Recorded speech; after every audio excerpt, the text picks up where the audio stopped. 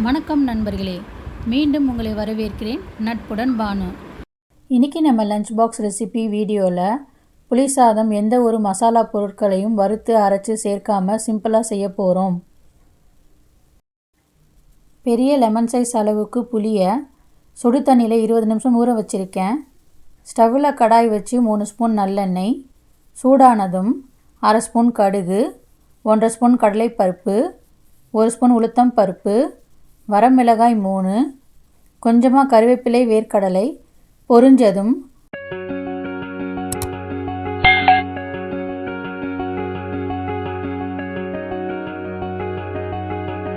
1/2 spoon மஞ்சள் தூள், ஊற வச்ச புளியை திக்காக கரைச்சி சேர்த்துக்கலாம்.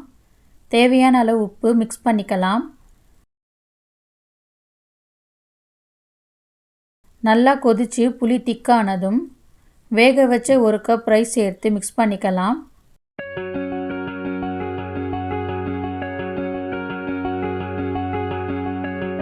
ரொம்ப ஈஸியாக குயிக்காக புளி சாதம் ரெடி ஆகிடுச்சு. இதை நீங்களும் ட்ரை பண்ணி கமெண்ட் பண்ணுங்கள்.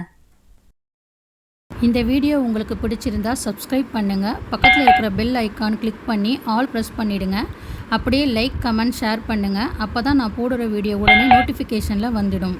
ஒவ்வொரு கணமும் ஒரு புதிய ஆரம்பம். நன்றி.